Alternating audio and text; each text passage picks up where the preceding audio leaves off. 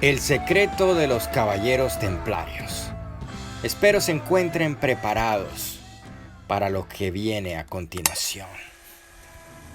Los pobres compañeros soldados de Cristo y del Templo de Salomón, también conocido como la Orden del Templo de Salomón, los Caballeros Templarios o simplemente los Templarios, fueron una orden militar católica fundada en 1119.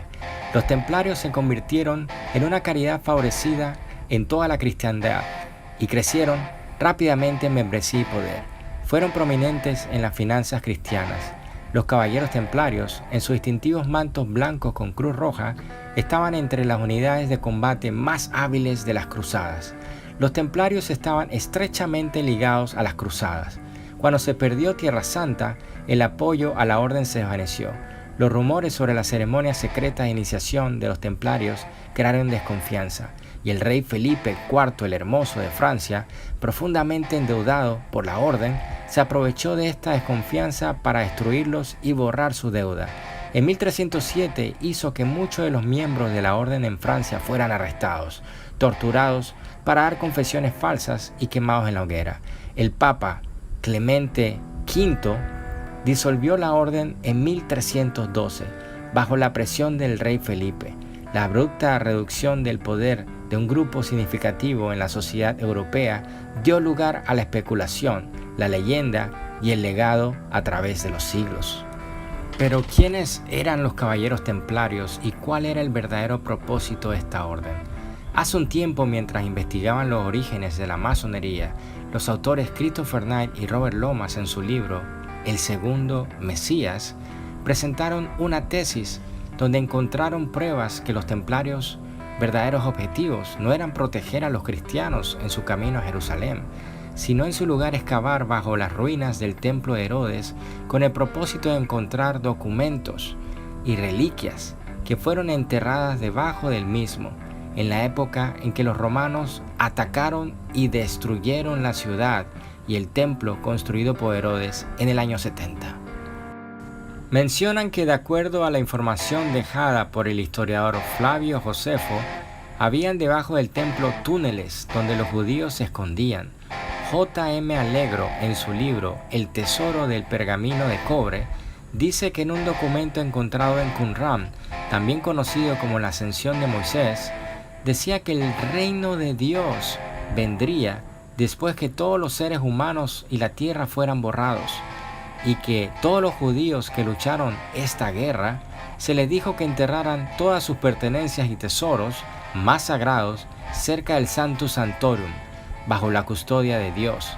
Recordemos que el Sanctum Sanctorum era el sitio más sagrado en el templo. Siguiendo esta indicación, los judíos, en su desesperación al verse desahuciados, enterraron estos pergaminos y sus pertenencias más preciosas en los túneles de acuerdo al documento de la Ascensión de Moisés. La investigación continúa diciendo que los 9 caballeros franceses ofrecieron su servicio para proteger a los cristianos que visitaban Jerusalén al rey Balduino II en el año 1118.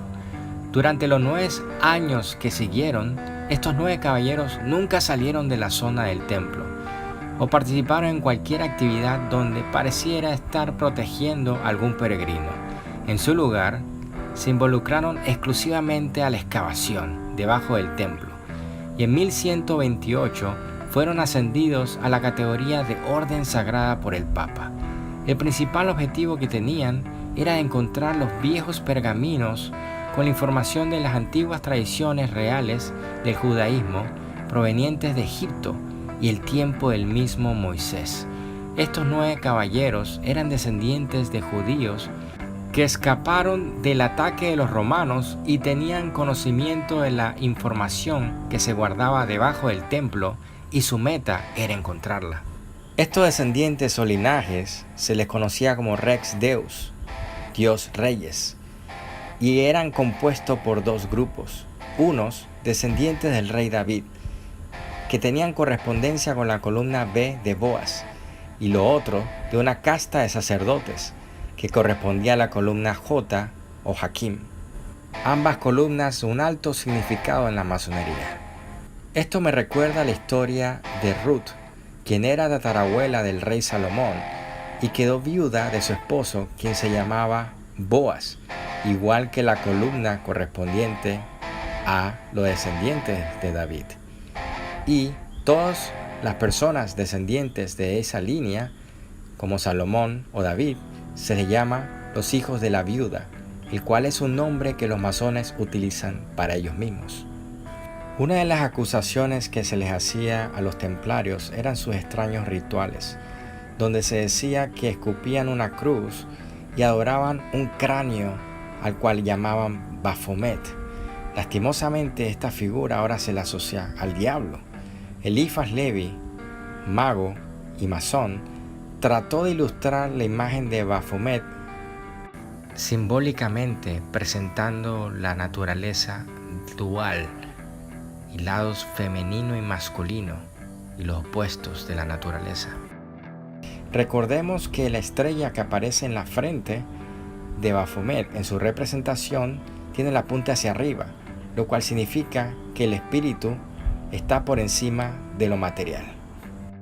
De acuerdo a Hugh Schofield, quien fue uno de los primeros investigadores que trabajó en los manuscritos o rollos del Mar Muerto y escritor de un sinnúmero de libros de historia bíblica, cuyo libro más famoso se llama The Passover Plot, menciona que los hebreos utilizaban una técnica de cifrado que se llamaba el Akvad, el cual empleó para poder descifrar palabras en los rollos que los expertos no habían podido comprender.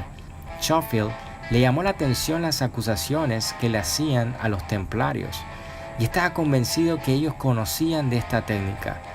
Cuando aplicó el cifrado Asbat a la palabra Baphomet, recordando que en hebreo se escribe de derecha a izquierda, se obtuvo la palabra en griego que significa Sofía o sabiduría. Esta palabra también tiene similitud a otra palabra griega que significa gnosis. La palabra gnosis comienza con la letra griega gamma, la cual en hebreo es Gimel, y Gimel es la tercera letra del alfabeto hebreo, es decir, la letra G. En tiempos actuales, los cráneos son también utilizados en rituales de iniciación de órdenes, por lo que cualquier persona que entrara sin ningún tipo de contexto y viera dicho cráneo, pensaría que le estuviesen adorando. Especulación sobre la orden que rodea las circunstancias que involucran los últimos años de su gran maestro Jacques de Molay son muy interesantes. No estoy seguro si ustedes saben, pero la orden de arrestar a los templarios tuvo lugar el viernes 13, razón por la cual se considera un día de mala suerte, pues el viernes 13 de octubre de 1307, el rey Felipe el Hermoso de Francia ordenó el arresto de los caballeros templarios. Los mismos fueron arrestados, muchos asesinados, torturados y a la fuerza obligados a confesar actos heréticos. Algún tiempo después, Jacques de Molay, mientras estaba a punto de ser ejecutado, se le escuchó decir: Dios sabe quién se equivoca y ha pecado, y la desgracia se abatirá pronto sobre aquellos que nos han condenado sin razón. Dios vengará nuestra muerte. Clemente, y tú también, Felipe, traidores de la palabra dada, os emplazo a los dos ante el tribunal de Dios, a ti Clemente y a ti Felipe, dentro de este año. Felipe y Clemente murieron a un año de la ejecución de Jacques de Molay. Clemente finalmente sucumbió a una larga enfermedad el 20 de abril de 1314 y Felipe murió debido a un derrame cerebral mientras cazaba.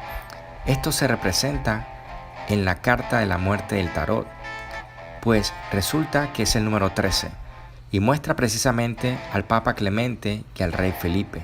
Muchos mencionan que las cartas del tarot se originaron en civilizaciones más antiguas y entre las reliquias rescatadas fueron encontradas por los templarios, adaptadas en sus rituales y eran utilizadas por ellos, pues poseían la capacidad de transmitir un conocimiento ancestral. Finalmente, en su libro El Segundo Mesías, los autores presentan pruebas que indican que Guillermo Imbert, también conocido como Guillermo de París, jefe de la Inquisición en Francia, encontró una capilla secreta donde ceremonias privadas tenían lugar por algunos templarios. Los miembros de la Inquisición encontraron un cráneo con 2 huesos y un manto. Knight y Lomas argumentan que Demolay fue clavado de uno de sus brazos mientras el otro colgaba a un costado, azotado en esa capilla. Un objeto que representaba una corona de espinas fue colocado en su cabeza. Luego, fue dejado en ese sitio por horas hasta que estuviese a punto de morir. Los autores realizaron experimentos con un cuerpo similar, cubierto por un manto, y al colocar el cuerpo en una cama suave, utilizando técnicas de fotografía medievales, aplicando una luz tenue en la cámara oscura dentro de la capilla, la imagen reproducida resultaba una imagen muy similar a la que aparece en el manto de Turín. Ellos mencionan que los ácidos del cuerpo, luego de las reacciones químicas por la tortura y el sudor al evaporarse, sumado por las altas temperaturas del cuerpo, contribuyeron con el proceso. Pruebas de carbono 14 de 1988 colocaron el manto de Turín entre los años de 1260 y 1390, lo que coloca la fecha de la tortura de Demolay en 1307 en ese rango, sin mencionar el parecido de la imagen del sudario con la imagen de Demolay, por lo que concluyen que la imagen de la sábana es la de el gran maestre Jacques Demolay. Así que tenemos una orden de guerreros, mística, poseedores de un gran secreto que las personas no comprenden, rituales místicos, traicionados por una autoridad que tomó al mejor de ellos y lo convirtieron en un símbolo a su servicio para la misma autoridad que destruyó y aplastó la orden. El caballero caído se convirtió en el símbolo adorado al servicio de los mismos poderes que lo destruyeron y destruyeron la orden. A ver amigos, espero les haya gustado el video. Recuerden darle like, compartir, suscribirse, activar la campanita y seguirme por Instagram. Vean mi otro video sobre el Doctor Strange y el Templo de Salomón. Tengo más videos sobre diferentes héroes y temas ocultos y místicos. Por favor recuerden, el amor es la ley, cuídense y 93.